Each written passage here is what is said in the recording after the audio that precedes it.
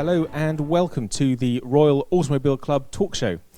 We are recording this podcast just before the club's annual motoring dinner, and we are delighted to welcome the star of the evening, Roger Penske. Well, a pleasure for me to be here to do this podcast, and it's an honor to be able to join the festivities tonight at the Royal Automobile Club. It's a very special place.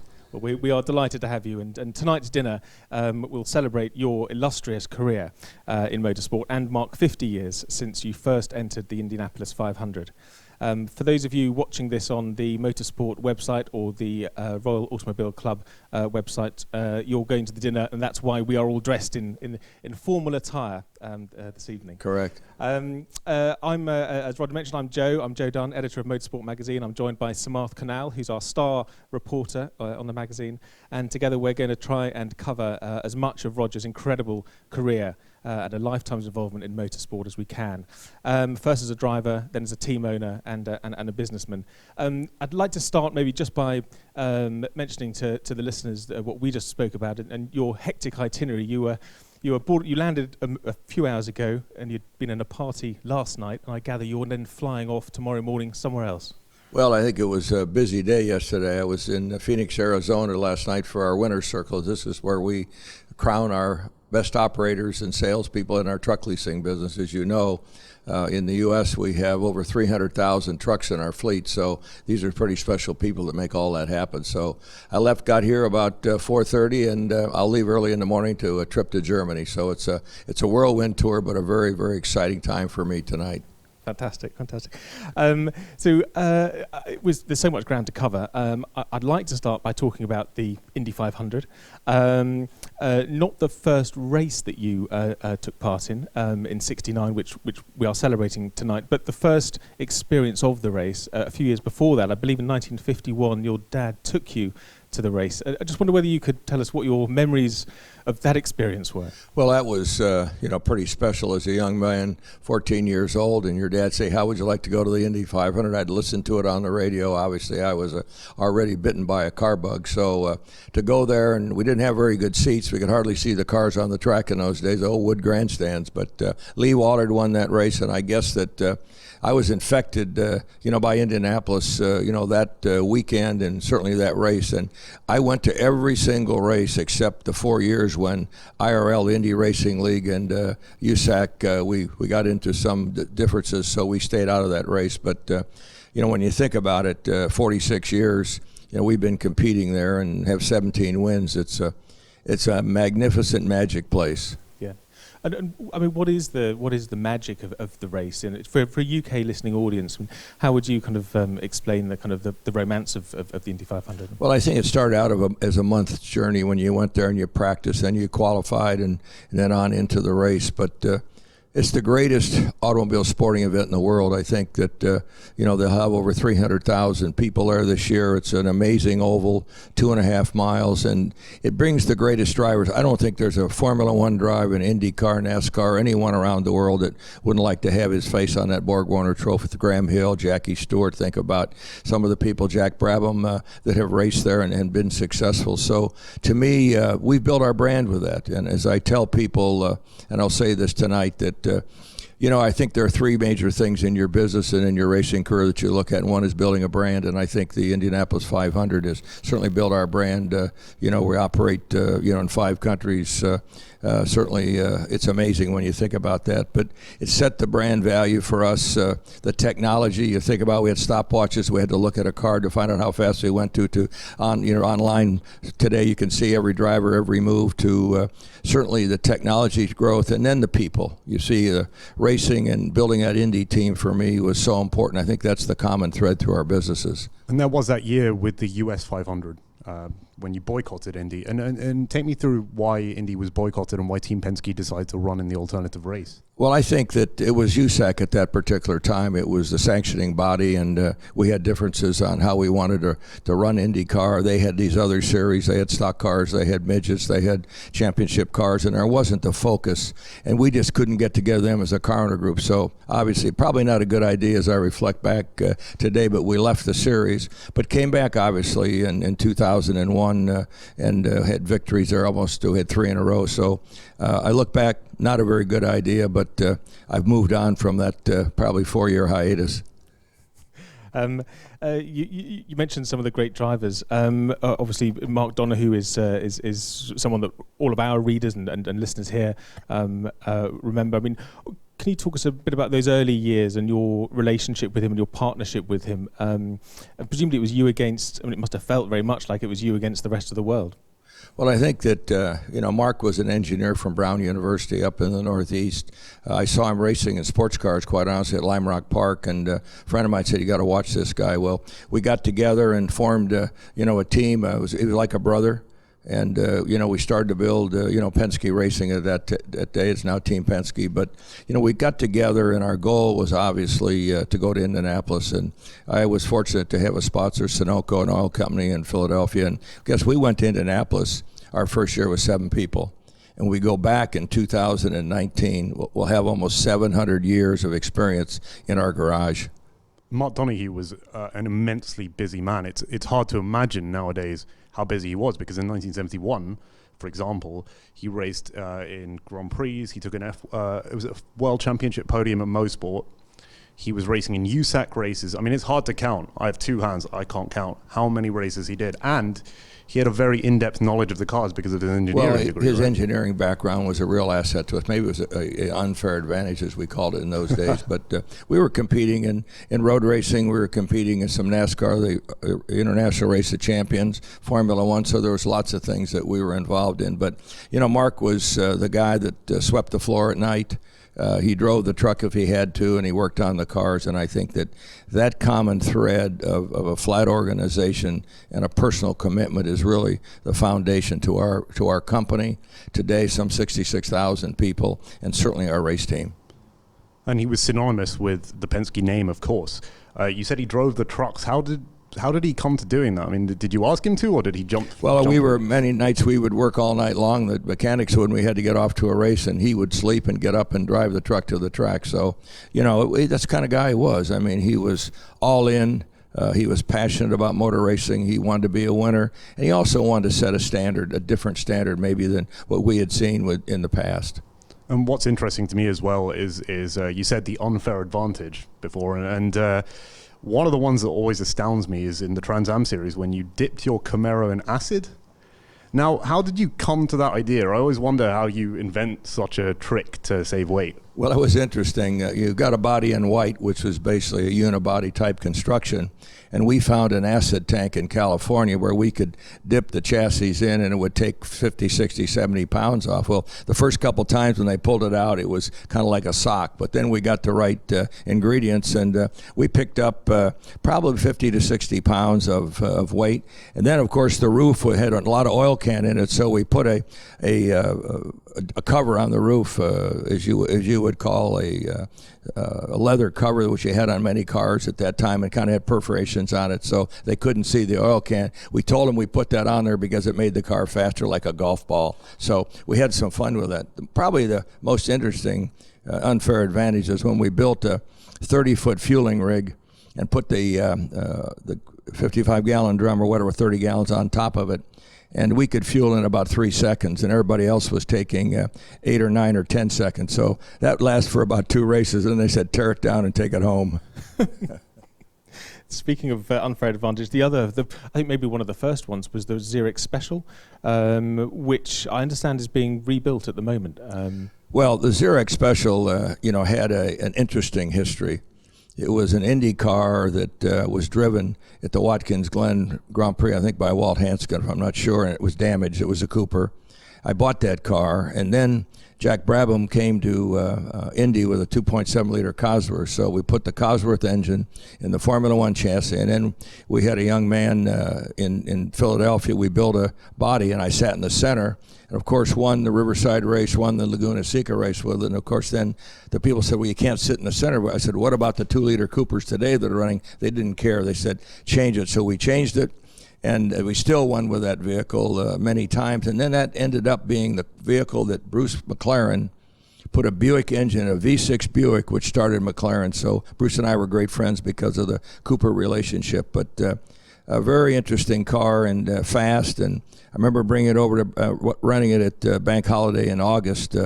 And I remember Dunlop had black tires, and the green spots were the ones you ran in the rain. I was able to run those in the dry, and I remember one that day, and the scrutineering people were all over us, but I remember Graham Hill came over and helped get me through inspection after the race, so pretty exciting times.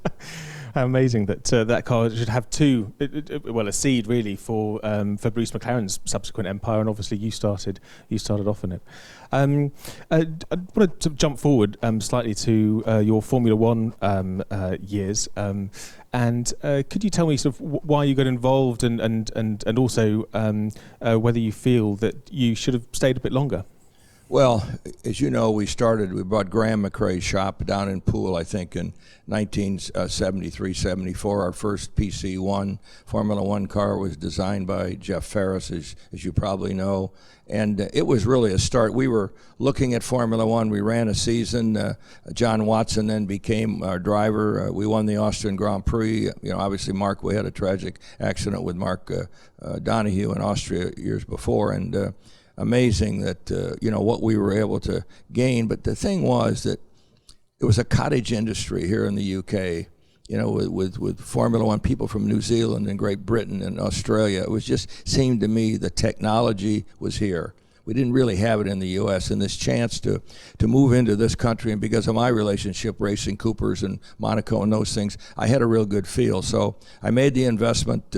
We had some very good people, Heinz Hofer, and then Derek Walker, and really Nick Gouzet is the one that really gave us the real bandwidth to build the company. But Formula One was something that was important, but as we started to get to Indianapolis and see the success we could have with Penske-built cars, even though they came from the UK, was really amazing. And, with IROC and NASCAR and all the things we were doing, we felt from a business perspective, and B2B is very important to me, with the racing being the common thread, we would then continue in the U.S. And, I guess it was at 76, we finished 5th in the championship, and I think we're the only American team since we won in Austria back in 76. I think you probably know numbers better than I do that's won a race, so I feel pretty good about that. Yeah. Well, you're still the only American team to have won a race, as you say. Yeah, that's great.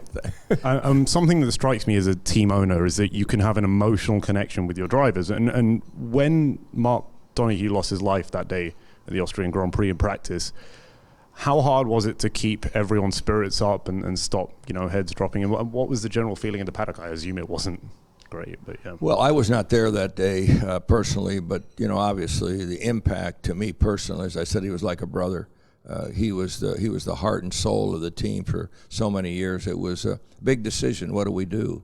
But I knew that Mark, as he would be in his way, said keep going, and that's what we did. And to me, his family and the racing family around him was a tragic loss. But to me, we moved on, and unfortunately, that event, still is up here because he was really the catalyst, and that cornerstone of our success early on. And just days before, he'd set the fastest racing lap ever at Talladega in the 917, right? And yeah, the 917.30. We were sponsored, by Sun Oil Company, and Cam 2 was a brand. So the goal was to set the world closed course record, which we did at Talladega. We were hoping that car didn't fly out of the track because, as you know, it's a very fast track. And I mean, so it was a sponsor-driven event that Mark eagerly must have jumped into the car thinking that he could set the fastest lap. Is that something that he always talked about, or as you guys always wanted? Well, we felt from a B2B, from a sponsor perspective, it would be great to have that record, and we knew the car was fast. We never really opened it up because it was a beast, I think, when you think about how fast it was. But no, we decided to do it. Fingers crossed. I was there that day, and Mark was at his best, and no problems. We got the speed record, loaded it up, and went home. Did he drive the truck, or? No, I didn't drive it, and he didn't drive it that day. We probably had a beer after that. I'm not sure what we did. As you say, you left Formula One in 1976. Have you ever been tempted to return in all the years? Well, we've looked at it, and I know Gene Haas because of the racing relationship that we have in NASCAR. I think that as I saw Formula One and the commitment is it scaled up, and the cost and the people. I was just not going to be able to run my business, operate in the U.S. in the race, and try to compete with the teams that you have over here, which the factory teams, and at that particular time. So I think that the cost levels are significant, and we would not get the benefit of the notoriety and the brand building from Formula One that we do in the U.S., to be honest with you. So I think there was a little bit of a business thought. It was overload, and it really was where we thought we could be successful. Really made us say, let's just stay the course in the U.S. But when the rules change, sometimes it'll draw new people in, and I think that I'm not sure the state of the sport today. I only read. I don't know what's really going on. You only know what you read, so I'm assuming it's accurate. No, I miss it. I'd love to be competing there, and I'd love to come with American team with American drivers. But I'm not sure at my age that's the next chapter. Well, you never know. I mean, Liberty Media have made a big play of wanting to expand the sport in the US. If its exposure if it became more popular, would you consider? I don't. You have to run the whole season. You'd love to run a race with your people, but we just wouldn't be competitive. The technology and the teamwork and the drivers. I mean, it's just, you can see Alonso's come over and run some races in the U.S. and just see how good these drivers are. In the rain, he was absolutely fantastic at Daytona. But I think that's not on the shelf right now. Sorry, no, it was just going back to not viewing yourself as a competitive force in F1. But when you first dropped into the Daytona 24 Hours, for example, I think you won the GT class that year in 1966. Right. Did you not feel that maybe we're not going to be competitive here? How did you view the competition that year? I mean, it can't be easy just stepping in. Well, that was interesting. As I talked about Sun Oil before, they were our sponsor, and Elmer Bradley was the head of sales and marketing, and he bought a Corvette from me at the dealership one night, and I talked him into, let's go to Daytona with a Corvette. It was red. We had a Sunoco decal on it and $250. So it was somewhat of I wanted to go and see what it was all about. We had a sponsor. And that point, obviously, was the one that launched us, through our Indy wins, our Can-Am wins, and things like that all became that first meeting or night with Mr. Bradley. But you never know. But remember, I was a lot younger in those days, so and probably had a lot more didn't have the understanding of the sport that I do today, maybe. I want to come sort of right up to date, really, and talk about your 2018 season. Great season, probably one of your best. Well, when you think about 2018, we won 32 races. Two of them were at Daytona and the weeks before the big race, 35 poles. We led over almost 5,400 laps in all the series, and the Indy 500 obviously is a crown jewel. We let Will Power down during the season. We had a couple of failures. One, he was on the pole in both cases, one at Elkhart and one in Portland, and we had a gearbox go out on the pace lap and an engine, which really cost him potentially the championship. But winning the Indy race and six other races in total, really was a crown that we obviously look for at Indy. Then you go to NASCAR and you think about the challenge you have there, running 38 races, and we really prepared at the end of that season, and we got Joey in the chase. They take 16 drivers, it comes down to 4 at the very end. And it's ironic that of the last 12 races in the series, we won 6, so we really were on our game at that point. And then to square off at Daytona with 4 drivers, one who finishes ahead of the other wins the championship. And we not only won the championship, but won the race. And I think that was a crowning achievement for us because we won it in 12. We're the only team that's won it twice between 2012 and 2018. Now, people don't really look at that stat, but to me, as competitive as it is, I think it's an amazing time. And then going on to think about down under the Supercar Series. I'm not sure how many people follow that here in the UK, but it's a great series. It's road racing. We run, I think, 17 weekends and run two different Saturday, Sunday races, and certainly Scotty McLaughlin is one of the great drivers we've ever had on our team. He delivers. We're racing against 3 Holdens every weekend, and he and Fabian Coulthard, and it was a crowning. In fact, in a 2-week period, we had no championships, either NASCAR or the Supercars, or we had 2. And as it ended up, it was a fantastic season for our team. we have about 500 people on our team on a worldwide basis, and just think of the human capital. When we talk to people about it, 25% of our people today have worked for us for more than 10 years. So when you think about continuity in your business, drivers staying with the team, the engineering, and think about some of the great teams here in Formula One, you see that continuity, the ones that continue to lead and win. So I think we just have a great bunch of guys. What struck me about the NASCAR season especially is something that I paid a lot of attention to is when Joey Logano won.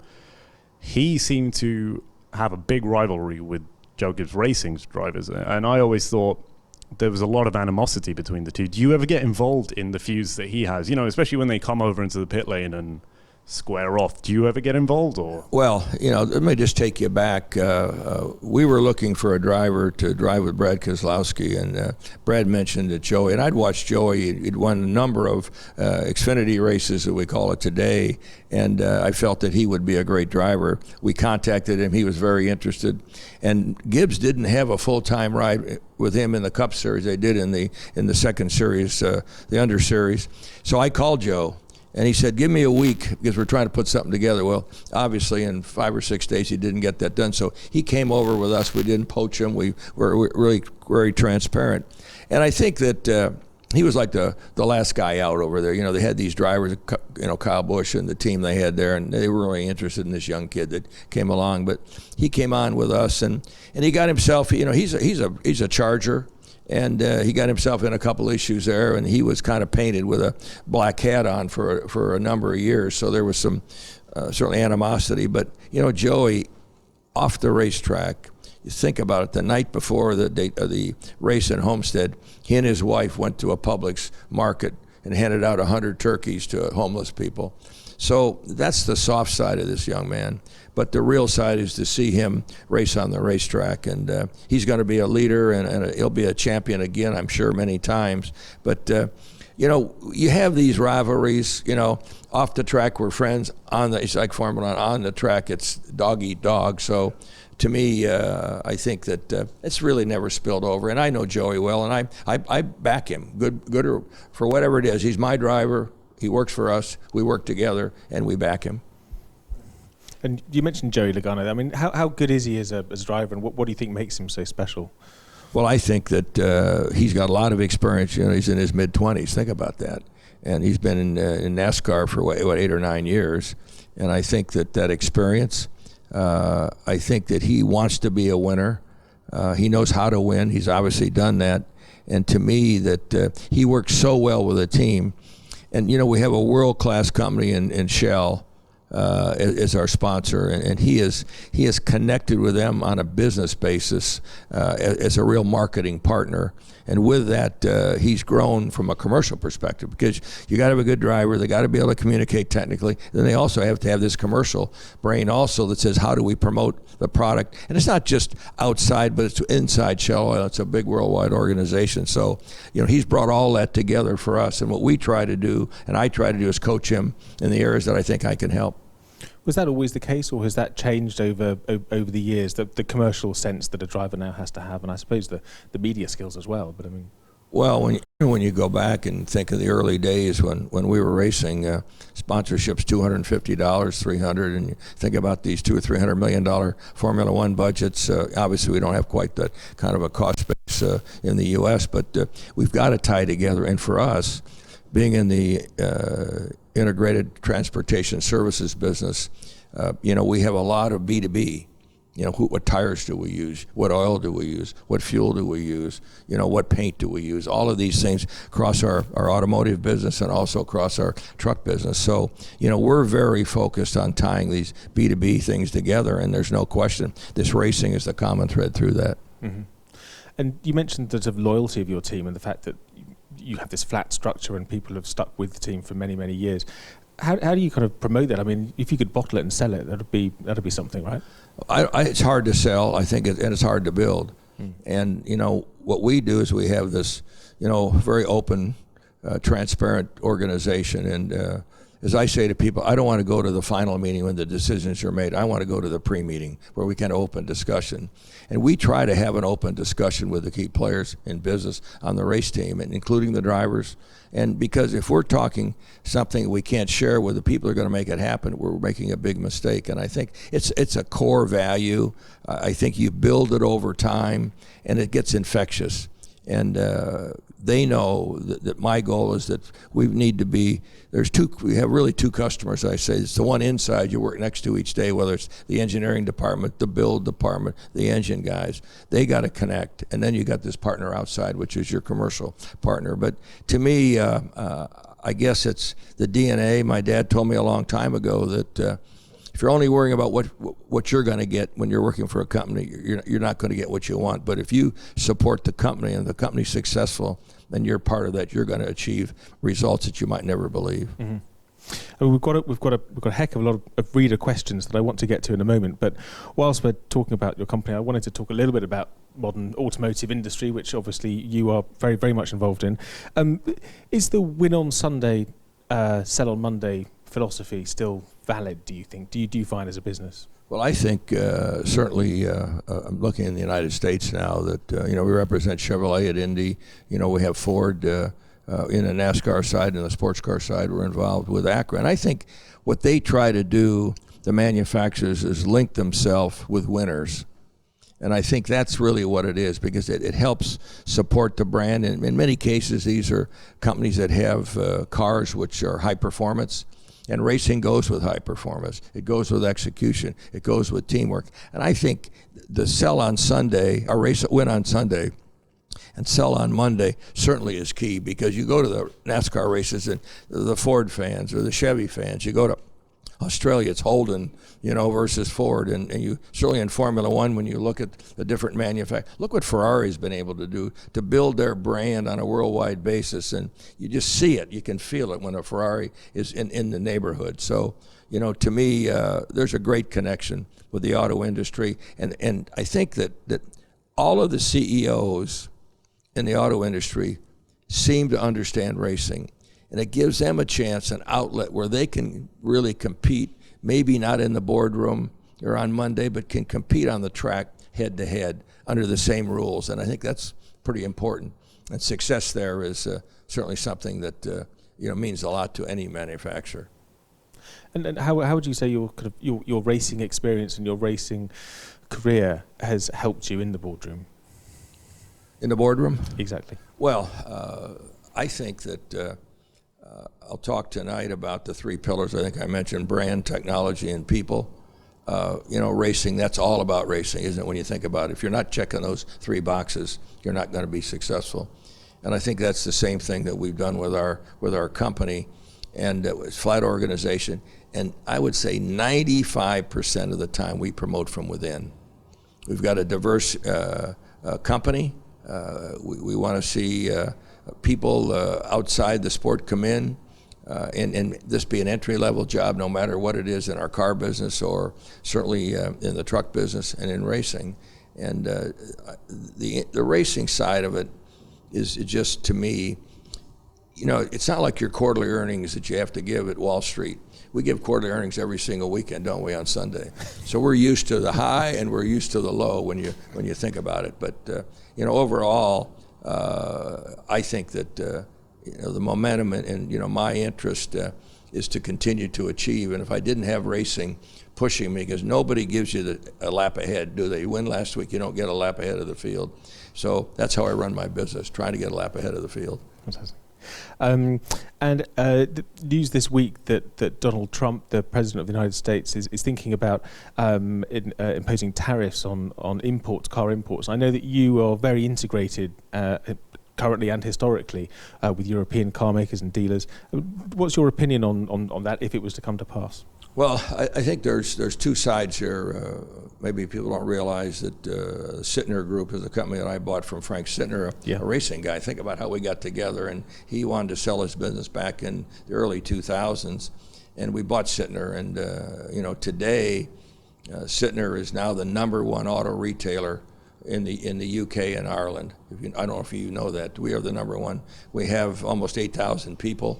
And it's a very interesting point with Brexit and the European Union, what's going to happen there. But there's, I think, a pretty good balance between export and import if you look at the European Union and the UK now. Of course, with the manufacturers like Honda getting out, obviously has another impact. But from a U.S. perspective, the German brands and the premium brands, we're about 66% of our business in the U.S. is premium foreign. The Germans, quite honestly, and we see this Volkswagen situation has had a huge impact. It just trickled down in everybody's business. And if you put a $2,500 tariff, which is what people are talking about, whether it's true or false, it'll have an impact. And we're not sure what it is, but we're bracing ourselves today. We have to expect that it could happen, and it's going to mean, cutting costs. It could mean reducing the number of jobs within the company, dividend paying. All these things could be, part of our menu of things to do. So it's troubling when we hear it, because the auto industry in the U.S., it's not just the manufacturers building the cars. It's a supply chain of people and companies around the world, really. Not everything's built in the U.S., and I think that's one of the issues. The U.S. manufacturers might be in great shape, but a lot of their content is coming offshore. So to me, it's certainly an issue that we talk about, and lately, almost every day, people realize that the chamber have now given the president their thoughts on tariffs, and he has 90 days to make a decision. Now, he might do a tweet out tonight while we're here on what he wants to do, which could have impact, obviously, in the markets. Okay. And do you think that, in a broader sense, could influence racing or could affect the motorsport scene in the States and indeed here? I don't think so. I mean, if there's two cars, they're going to race, aren't they? So I don't see the umbrella of racing really being impacted by that. There might be some budgets that are cut because of manufacturers have to look at their cost base, and that's even happening today due to the sensation of autonomous, and electric vehicles. So I wouldn't expect it to affect my race team. Fantastic. Roger, we've been we put out on social media for readers to ask you questions, and we were inundated with questions. Oh, wow. So I'm going to have to start asking some of them. It'll be fairly quick fire, I'm afraid, because we are running out of time. I'd like to start with Geordie Montaigne, who has asked. It'd be a pleasure and honour to have a question answered by Mr. Penske. So here goes. As a big Greg Moore fan, I'd like Mr. Penske to share his memories of him, whether it's one of the biggest what-ifs in racing.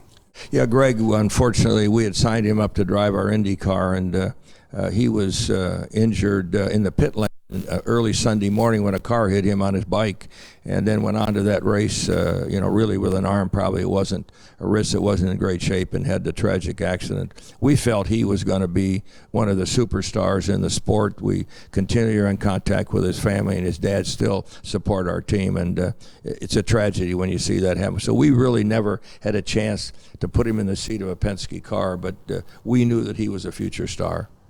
And I have two that was sent to the Royal Automobile Club's Twitter. I'm going to just distill this quickly. Andy Halberry asked, how did you build the Beast, the Ilmor engine, and keep it secret all that time? Well, that car's going to be on display. It's on display here tonight. This was a challenge. Obviously, we had a Penske car, PC23, and we'd run Mercedes and other engines in that chassis. But the Buick used to come to the Indy, and they had 10 more inches of boost, so probably, 80, 90 more horsepower. And they'd sit on the pole, they'd lead 20 laps, then they'd blow up. So I got together with my partners, Mario Ilian and Paul Morgan, who obviously have been very successful, as you know, a UK company.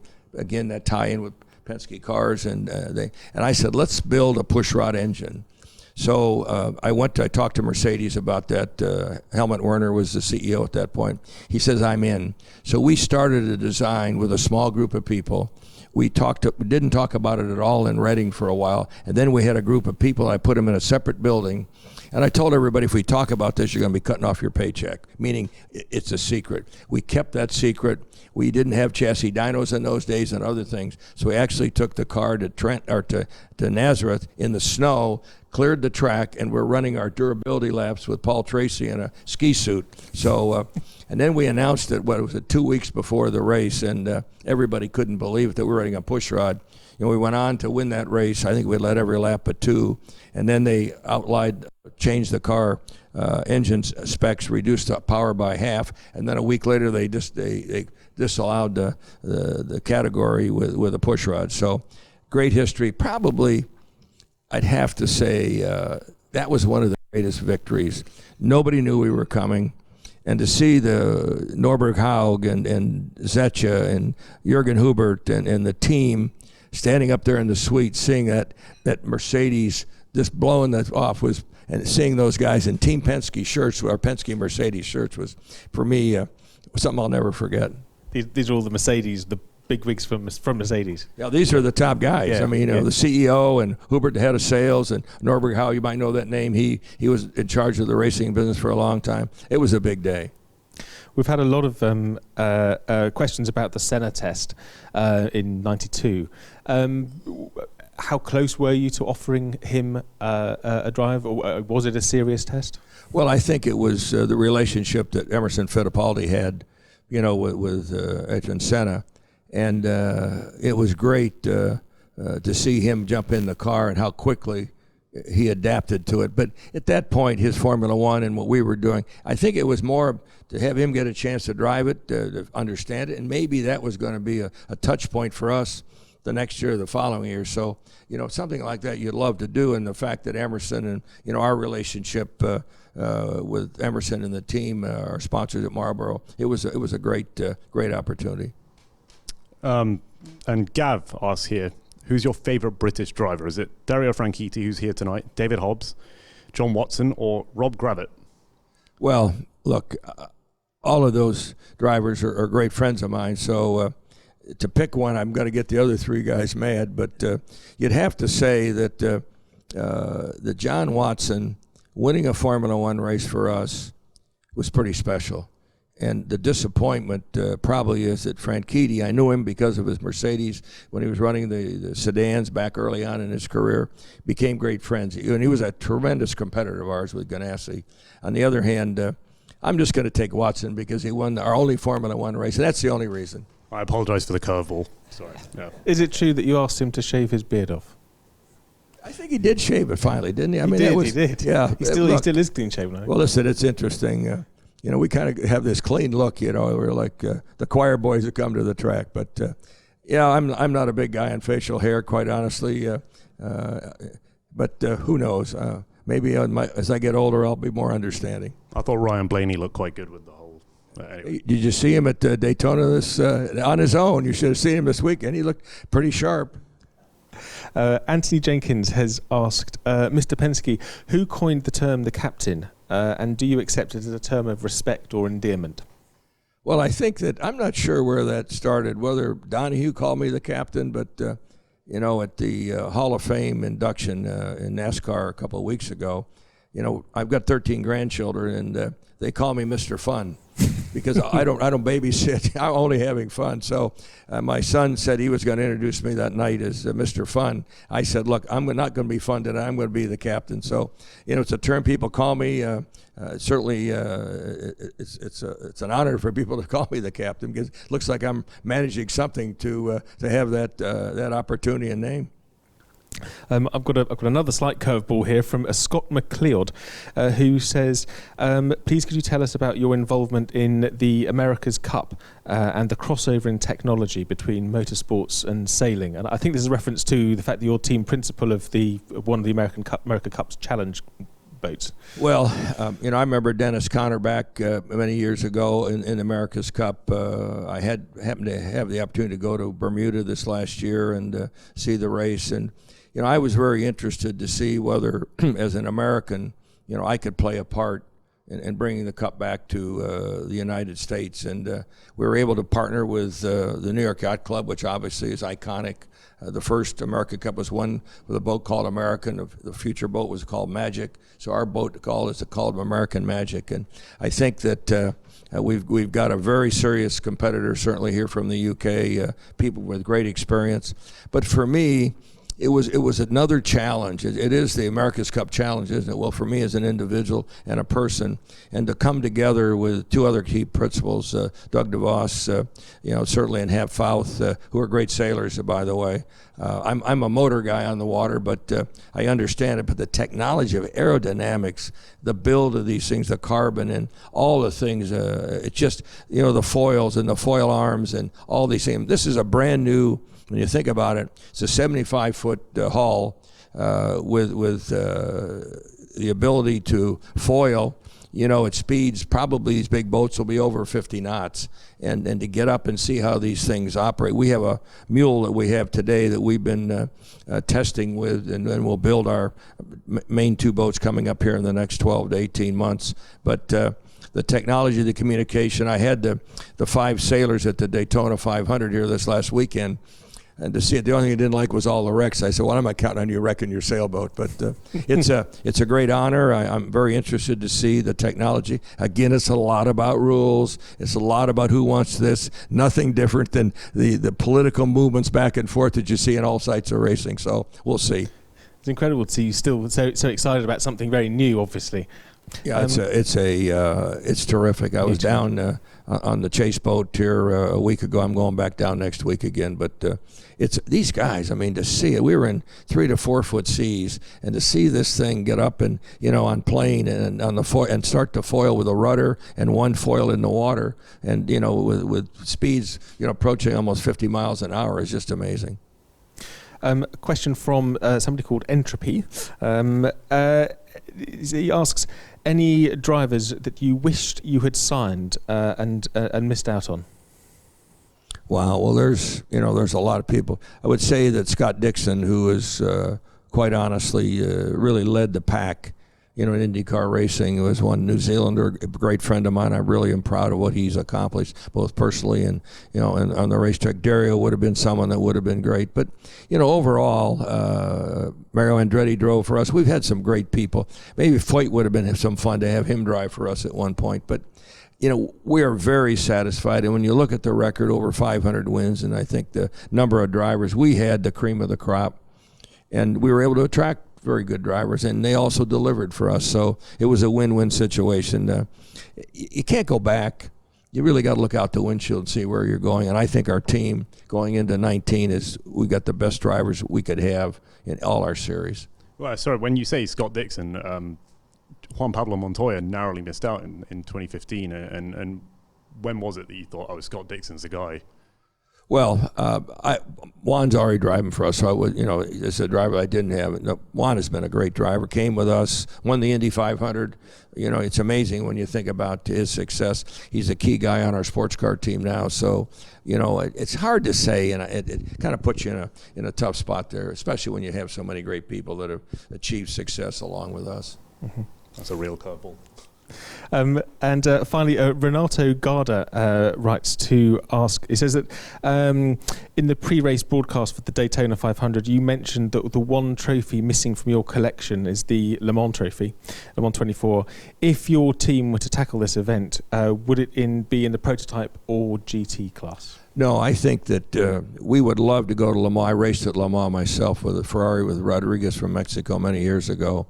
But we would love to go there with a team. What we would do the year before we would run, we would go with certainly a GT car to understand the nuances of racing there and the rules and things. You can read it, you can see it, but you can't do what is like being there every day or during the race. So we hope that these rules are sorted out, and there'll be a point. They're talking about supercars now, things that maybe we can be able to afford a budget to go there. But it's certainly on my want list, to get a victory there. And you once approached Audi to run one of their LMP1s back in the day when they were... Well, no, I think that we were with the Porsches at that point. You remember in LMP2, and we beat the Audis, and we, of course, had a great relationship there. But they had Yost and other teams that were, really doing a great job for them. But I even said, hey, could we pull out one of these old Audis and maybe run one of those? But, the diesel and all the iterations that have come since then, and certainly with the hybrid, technology now, there's a lot to it. But it's a big step, and we have to be sure it doesn't impact our core racing business in the U.S. and in Australia. So that's always going to be a question. Okay. And finally, a question from me, really. You mentioned earlier about your son Jay and his involvement with Formula E. I'm just interested in your take on that. It's the racing is getting better. The crowd seem to be getting bigger. What's your view on Formula E and the move to electric? Well, I think that Jay was one of the early adopters, and had two of the charters, you would call them, and I've seen him grow with that. He's very enthused with it. I think the sport has been supported by the FIA, and there's a certain amount of interest as you go country to country to support an event in the city. Now, I think most of them are going back to similar tracks. There's some that have fallen off, but the interest, and what's really spun it up, I think, is the fact that you've got most, the European OEMs now. In fact, I think almost all of them, the major ones, have a couple of cars, and I think that's always going to be key. They'll put capital in, they'll support the teams, and the technology will continue to grow. I'm glad to see now we have one car, not jumping from car to car, which I think makes a big difference. So I'm quite excited to see it, and of course my son Jay is an entrepreneur, and this is what he wants to do, and it's his team, and he's calling the shots, and I hope he's very successful, and I congratulate where the series has gone to date. Great. I'm afraid, Roger, we are out of time. I'm being signalled at, but I'd like to thank you for your time and for your generosity in sharing all these memories that you've had of your extraordinary career. I hope that you enjoy the rest of your evening at the Royal Automobile Club and at the annual motoring dinner. And thank you again. That's the end of this Royal Automobile Club podcast. We'll be back in the coming months with more guests, and we hope that you will join us then. But for now, from me and from Sam, goodbye.